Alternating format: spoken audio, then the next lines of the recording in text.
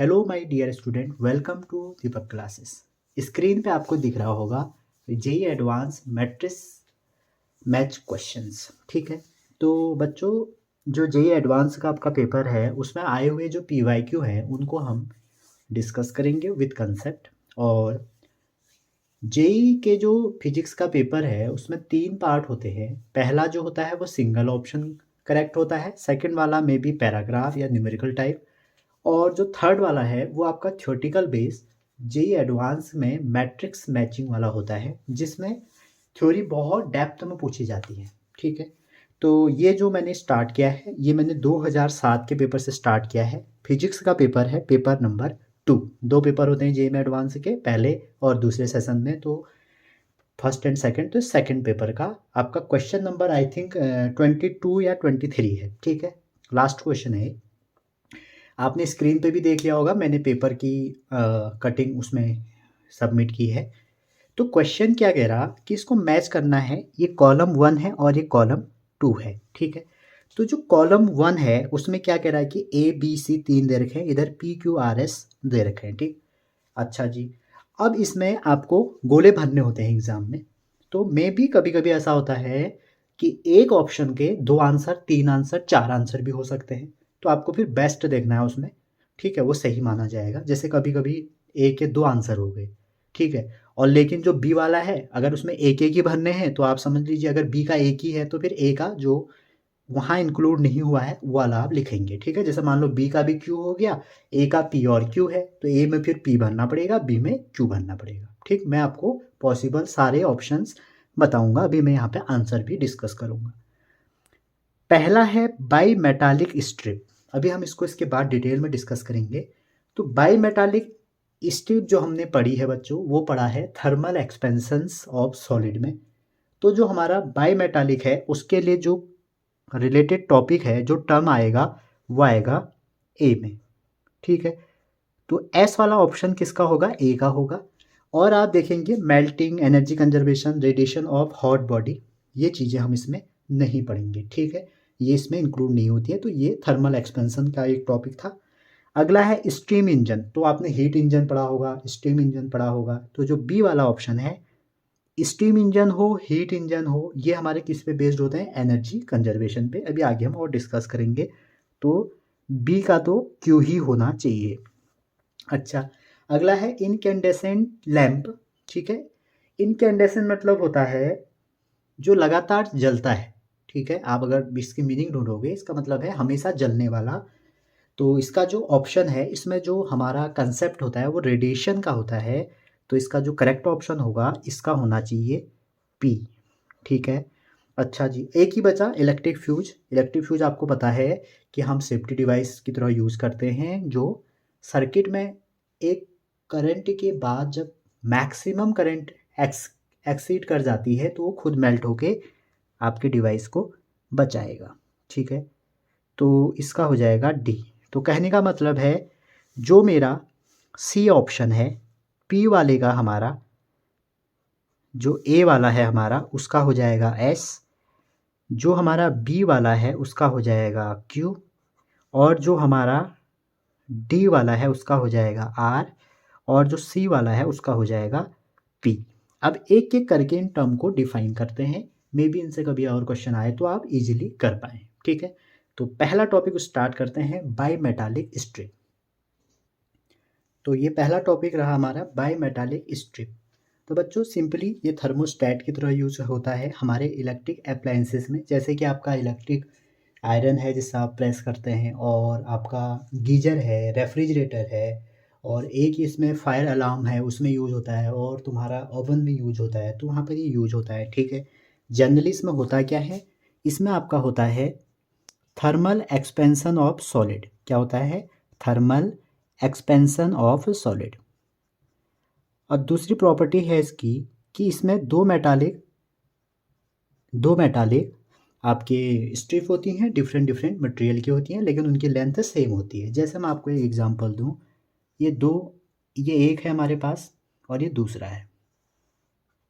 ठीक है, अब इसमें 2 स्ट्रिप हैं। अच्छा, एक बात आप ये याद रखें, इसमें 2 चीज़ें होती हैं। अगर आप इसको हीट करेंगे तो जैसे आपकी ये स्ट्रिप है, इसकी कोई अपनी ये जो थिकनेस है मान लो टी है, ठीक है, और इसका जो टेम्परेचर कोफिशिएंट अल्फ़ा 1 अल्फ़ा 2 है। पहली वाली मान लो जनरली एग्जांपल किसके लेते हैं, एल्युमिनियम, पहला वाला मान लो एल्युमिनियम है, दूसरा वाला कॉपर है। और आपको ये पता होगा कि जो हमारा एल्युमिनियम का अल्फ़ा 1 होता है, आप एनसीईआरटी टेबल देख सकते हैं, वो अल्फ़ा 2 मतलब कॉपर से ज़्यादा होता है, ठीक है।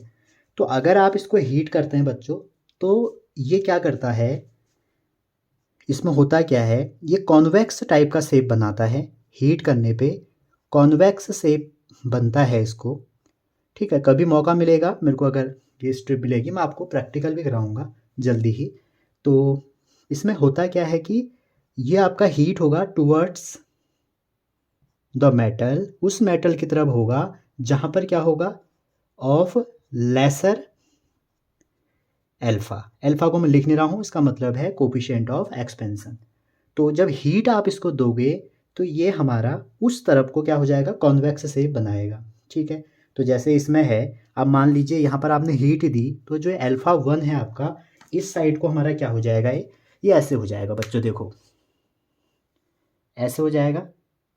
ये अल्फ़ा 1 है मान लो, ये वाला हमारा अल्फ़ा 1 है, और दूसरा जो अल्फ़ा 2 है वो आपका ऐसे ही रहेगा, ठीक है। तो आप ये समझ सकते हैं कॉन्वेक्स सरफेस इस टाइप में बनेगा, मतलब उस तरफ मुड़ जाएगा जिस तरफ ये कम होगा, ये मुड़ जाएगा, ठीक। अगर ये कम होता तो ये ऐसे मुड़ जाता, ये पलट जाता, ठीक। तो इसको अगर आप थोड़ा सा एनालाइज करें, इनिशियली इसकी लेंथ मान लो L0 है। अब इसके बाद इसकी जो लेंथ हो गई, मान लो ये L1 है, ये L2 है, ठीक है। अच्छा जी, अगेन वही, ये एल्युमिनियम है और ये कॉपर है नीचे वाला ब्लैक वाला। तो हमारा क्या होगा, अगर आप देखें एक रेडियस बनेगा यहाँ पे, अगर आप इसको देखें आर्क फॉर्म में बन गया, सेक्टर फॉर्म में बन गया। अगर ये थीटा एंगल है, इसकी रेडियस आर है, तो यहाँ से एक बहुत इंपॉर्टेंट रिजल्ट बनता है बच्चों। अगर इसकी लेंथ L1 हो गई, इसकी L2 हो गई आफ्टर हीटिंग, तो हमारा जो L1 है, आप इसमें थर्मल एक्सपेंशन वाला कंडीशन लगा लीजिए, तो क्या बन जाएगा, अल्फ़ा डेल्टा टी। और दूसरा जो L2 बन जाएगा वो बन जाएगा L0 1 plus alpha delta T, ठीक है। दोनों की इनिशियल लेंथ तो सेम होती है, तो कंडीशन है। और एक फॉर्मूला आपको और पता है, एंगल इक्वल टू होता है आर्क ओवर रेडियस। तो टोटल लेंथ कितनी है, L1 है, ठीक है। अब ये तो हमारी टोटल लेंथ क्या थी, ये हमारी L2 है, लेकिन जब ये थिकनेस T है, ये भी चेंज हो जाएगी, इस केस में मुड़ जाएगी ज़्यादा, ठीक है। तो मान लीजिए ये वाली हो गई हमारी T1 और ये वाली हो गई हमारी T2।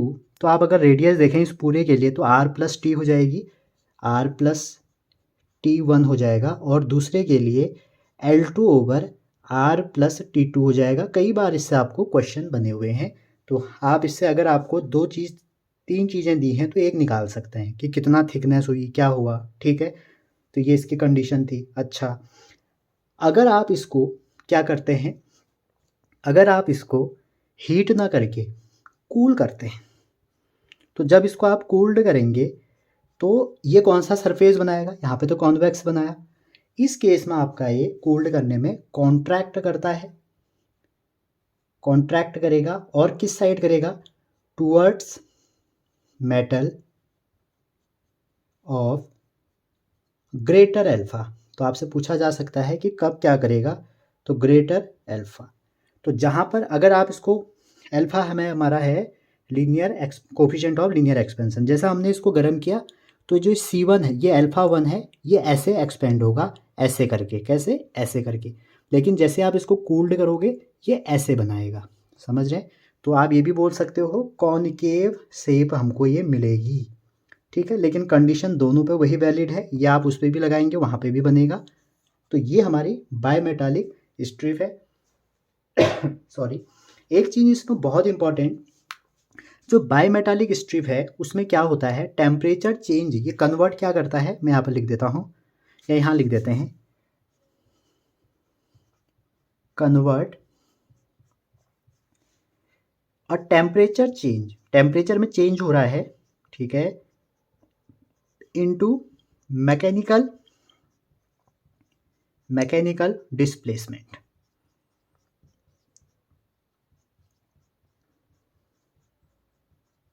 ठीक है, तो आप ये ध्यान रखना। अच्छा, इसमें एक चीज़ और इम्पोर्टेंट है बच्चों, जैसे आप इसको देखेंगे इस बाईमेटालिक स्ट्रिप को, तो इसमें आप ये देख सकते हैं कि जो हमारा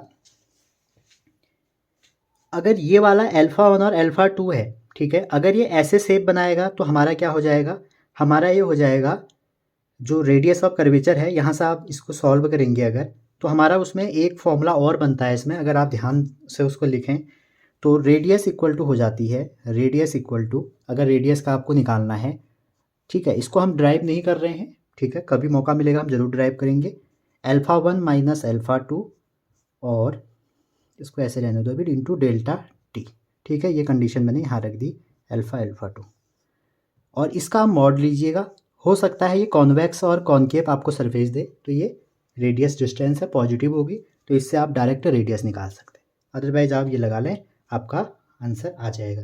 ये कहाँ से आया, ये इन दोनों को सॉल्व करके और इसको सॉल्व करके आया। आगे चलते हैं स्टीम इंजन में, जो हमारा सेकंड पॉइंट था। जो दूसरा टॉपिक था कि स्टीम इंजन क्या करता है, देखो आपने क्लास 11 में पढ़ा होगा थर्मोडायनामिक्स में, डिफरेंट डिफरेंट टाइप के engine, steam engine, heat engine, Carnot engine. तो बच्चों ये क्या करता है, ये जनरली हमारी जो हीट है, जो आपकी हीट है, उस हीट को, हीट एनर्जी को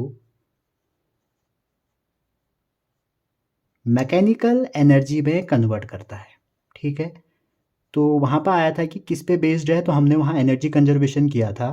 तो आप देखिए एनर्जी तो हमेशा ही कंजर्व रहती है, सिर्फ हम एक फॉर्म से दूसरे फॉर्म में ट्रांसफ़र कर सकते हैं। तो यहाँ पर देखिए इसका जो प्रिंसिपल है, कोई ना कोई तो प्रिंसिपल होगा जिसके बेसिस पे ये चेंज करती होगी। तो इसका जो प्रिंसिपल है वो है फर्स्ट लॉ ऑफ थर्मोडायनामिक्स, ठीक है। तो थर्मोडायनामिक्स का पहला लॉ पे इसका जो प्रिंसिपल है वो बेस्ड है। और जो आपको ये पता होना चाहिए, जैसे जीरोथ लॉ टेम्परेचर का कंसेप्ट देता है, फर्स्ट लॉ जो है हमारा वो कंजर्वेशन ऑफ एनर्जी पे बेस्ड है। किस पे है, कंजर्वेशन ऑफ एनर्जी, ठीक है। अच्छा जी, आप ये भी कह सकते हैं it is a type of heat engine, एक तरह से हीट इंजन भी है, ठीक। इसकी जो इफ़िशियंसी है, या वैसे एनसीईआरटी में ये टॉपिक है नहीं, मैं आपको बस डिटेल में बता रहा हूँ। जो स्टीम इंजन की इफ़िशियंसी होगी वो होती है temperature of steam minus temperature of air upon temperature of steam, ठीक है, टेम्परेचर ऑफ स्टीम। ये तो हमारा क्लियर हुआ। इसके साथ साथ हम एक हीट इंजन को डिस्क्राइब कर लेते हैं। जो आपका हीट इंजन है वो क्या चीज़ होती है वो देखते हैं। तो बच्चों जो हीट इंजन है, हीट इंजन क्या है, वो हमारा यही काम करता है जो ये कर रहा है, हीट एनर्जी से मैकेनिकल एनर्जी। तो पहला पॉइंट जो है इसका, वो इसका भी पहला पॉइंट है, ठीक है। इसकी जो इफ़िशियंसी होगी, इसकी जो इफ़िशियंसी होगी वो होती है वर्क ओवर, जो मेन इफ़िशियंसी का फॉर्मूला है वर्क ओवर हीट एब्जॉर्ब, कितना वर्क है और कितनी हीट एब्जॉर्ब हो रही है। अच्छा, अगर इसका जो डायग्राम है अगर आप देखें, इधर एक सोर्स होता है, इधर एक सिंक होता है। सोर्स का जो टेम्परेचर है वो ज़्यादा होता है, यहाँ से हीट Q1 आ रही है, इसने Q2 रिजेक्ट कर दी, तो ये जो वर्किंग सबस्टेंस है वर्क W दे रहा है, इसकी वैल्यू होती है Q1 माइनस Q2, ठीक है। आप देख सकते हैं ये कैसे आया, कितने हीट एब्जॉर्ब किया, Q1 करा। तो हीट इंजन की कहानी है। इसी का एक स्पेशल केस है आपके सिलेबस में, उसका नाम है, आप जानते हैं उससे, कार्नोट इंजन। तो आप देखते होंगे जो कार्नोट इंजन है वो क्या चीज़ है, वो इन सबसे अलग है लेकिन इन्हीं पे बेस्ड है। ये हमारा बच्चों रिवर्सिबल हीट इंजन है, ठीक है। तो पहला पॉइंट इसका क्या हो जाएगा, Carnot engine is a reversible heat engine. तो ऐसा इंजन जो रिवर्सिबल हो उसको हम कार्नोट रिवर्सिबल इंजन कहते हैं। ये जो बेस्ड होता है, इसकी पूरी कहानी बेस्ड है सेकेंड लॉ ऑफ थर्मोडाइनामिक्स, ठीक है। थर्मो लिख देता हूँ, समझ जाना आप। अच्छा जी, और कार्नोट साइकिल जो है, इसमें जो कार्नोट इंजन है उसमें 4 साइकिल होती हैं, isothermal expansion, adiabatic expansion, isothermal compression, adiabatic compression, ठीक है। अच्छा जी, इन चारों साइकिल के अराउंड आप अगर इफ़िशियंसी देखें वो मैक्सिमम होगी, ठीक। इफ़िशियंसी की बात आई तो यहाँ पर हम इफ़िशियंसी इक्वल टू डिफाइन करते हैं सेम इसी के जैसे, क्योंकि ये तो हर जगह वैलिड होगा, लेकिन यहाँ पर टेम्परेचर के टर्म में हम ये भी देखते हैं टी लोअर या टी सिंक बोल सकते हो ओवर टी हायर या टी सोर्स। हमेशा टी सोर्स जो होगा वो टी सिंक से बड़ा होगा। ठीक है, एक चीज़ और बहुत इंपॉर्टेंट, जो इफ़िशियंसी है इरिवर्सिबल हीट इंजन की, क्योंकि हीट इंजन तो दोनों टाइप का हो सकता है, तो बच्चों याद रखना the efficiency of irreversible heat engine is always less than the reversible heat engine. तो रिवर्सिबल की हमेशा मैक्सिमम होगी, क्या पता आपसे क्वेश्चन पूछ लिया जाए। ठीक है, तो याद रखना जो रिवर्सिबल हीट इंजन है उसकी इफिशियंसी ज़्यादा होती है, मैक्सिमम होती है एज कंपेयर टू इरिवर्सिबल। ठीक है, चलिए आगे टॉपिक डिस्कस करते हैं। अगला जो था इसमें वो था इनकैंडेसेंट लैम्प। ठीक है, इनकैंडेसेंट लैम्प। ठीक, इसका जो फेनोमेना है, नॉर्मली अपना जो बल्ब है आप उसी को समझें जो लगातार लाइट दे रहा है। इसका जो बच्चों प्रिंसिपल है वो ये है कि जो लाइट इमिट होगी वो कब होगी, बाय हीटिंग ऑफ फिलामेंट। अगर आप बल्ब का डायग्राम देखें, मेरे को से बनता नहीं है बल्ब, लेकिन आप देखिए अगर ये बल्ब है सपोज, ठीक है, अगर ये ऐसे बल्ब है, ये आपका बल्ब है, ठीक है, तो इसमें क्या होता है ऐसे ऐसे करके कुछ ऐसी ये वायर गई है यहाँ से, ठीक है, और यहाँ से ऐसे हमारा एक बल्ब है मान लो। तो इसका जो प्रिंसिपल है सबसे पहले वो है light emitted by heating of filament. तो आप बोल सकते हो हीटिंग का कंडीशन आ गया, रेडिएशन का कंसेप्ट आ गया, तो हीटिंग ऑफ फिलामेंट, पहली बात तो ये हो गई। अब इसमें होता क्या है, जो लाइट प्रोड्यूस होती है वो किससे प्रोड्यूस होती है, heating of filament wire to high temperature. जब वो हमारा हीटिंग हो जाती है तो हमारे वहाँ पे क्या होता है, बल्ब ग्लो करना स्टार्ट कर जाता है। आपको पता ही है नॉर्मल बल्ब जो हमारे बल्ब है किसने खोजा पहली बार, थॉमस एल्वा एडिशन ने खोजा। तो इसमें होता क्या है, इसका जो सबसे इम्पॉर्टेंट पार्ट है वो है फिलामेंट। ठीक है, और फिलामेंट हमारा ये वाला पार्ट है, ये वाला। तो जो फिलामेंट है बच्चों, ये टंगस्टन का बनाया जाता है, टंगस्टन का बनाया जाता है। तो जनरली आप देखेंगे इसको हम क्यों यूज़ करते हैं, क्योंकि ये प्रोवाइड करे, फिलामेंट क्यों यूज़ करते हैं, ताकि ये बल्ब को क्या प्रोवाइड करे, प्रोवाइड डक्टिलिटी एंड मैकेनिकल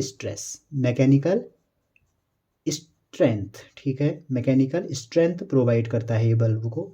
अब देखो ये बनता क्या है, देखो ये बहुत इंपॉर्टेंट बात ये है, अब ये टंगस्टन का है तो इसका जो हमारा अल्फ़ा है, जो टेम्परेचर कोफिशिएंट है, वो क्या हो जाता है, वो होता तो लो है लेकिन नेगेटिव नहीं होता। कभी पूछा जा सकता है कि क्या होता है।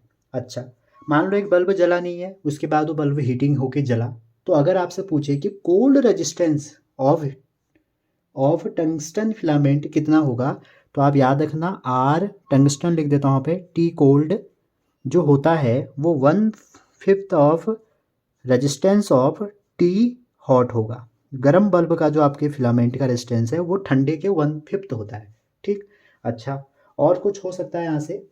अब आप देखें ये हमारी पूरी चीज़ है अगर बल्ब की, ये हमारा ग्लास जैकेट है, जो बाहर का कवर है ये ग्लास जैकेट है, और यहाँ पे बच्चों हम एक इनर्ट गैस भर देते हैं। ठीक है, तो इनर्ट गैस में क्या आते हैं, सारे नोबल गैस, जनरली हम हीलियम भरते हैं, वैसे नोबल गैस भी आ सकता है और नाइट्रोजन भी भर सकते हैं। ठीक है, अच्छा जी, इनर्ट गैस भरते क्यों है, ताकि बल्ब में जो ये अंदर ये है ये हमारा ऑक्सीडेशन से बचा दे बल्ब को। ठीक है, अच्छा जी, उसके बाद इसमें ये जो वायर हैं ये छोटी सी, इनको हम सपोर्टिंग वायर कहते हैं ये वाले को, और जो हमारी ये वाली वायर होती हैं ये हमारी लेड की वायर होती हैं, किसकी होती हैं, लेड वायर होती हैं। ठीक है, और यहाँ पे जो छोटा सा ये हीट रिफ्लेक्टर है, और ये पूरा जो है ग्लास स्टम है, ठीक है, कांच का बना हुआ स्टम है, इस पे सारी चीज़ें लगी हुई हैं।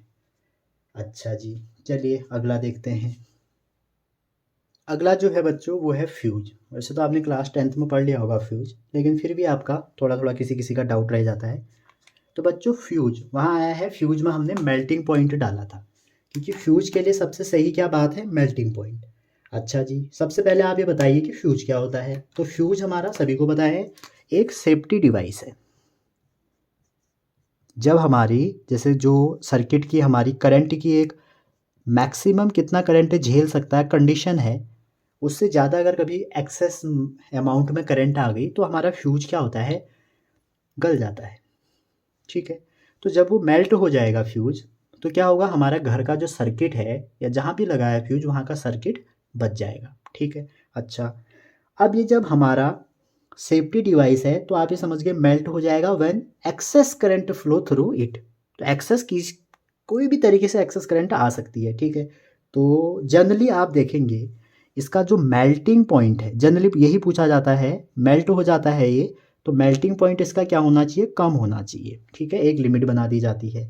लेकिन इसकी जो रजिस्टिविटी होती है, रो से लिख दे रहा हूँ इसको, ये हमारी हाई हाई होती है। ठीक है, हाई होती है। एक बहुत इंपॉर्टेंट कंसेप्ट है बच्चों, हम कह देते हैं फ्यूज का जो रेजिस्टेंस है वो हाई है, लेकिन आप थोड़ा सा क्लियर रखें कि जो फ्यूज है उसका लो रेजिस्टेंस होता है in comparison to load resistance. अगर लोड रेजिस्टेंस से आप कंपेयर करें तो आपका फ्यूज का जो रेजिस्टेंस होगा वो बहुत कम होता है। ठीक है, लेकिन अगर आप एज कंपेयर टू वायर करें, जो वायर की लेंथ है उससे करें, तो उसका रेजिस्टेंस ज़्यादा होता है। तो जनरली जब आपसे कोई पूछेगा कि भाई फ्यूज वायर का रेजिस्टेंस कितना होता है, तो आप हाई ही जवाब देंगे। ठीक है, अगर जब तक लोड रेजिस्टेंस नहीं लिखा है। ठीक है। अच्छा जी, आगे चलते हैं, क्योंकि जो हाई रेजिस्टेंस होगा उसी के हिसाब से हमारा फिर लो मेल्टिंग पॉइंट आएगा। इसका और इसकी कनेक्टिविटी है तो इसको हाई होना पड़ेगा।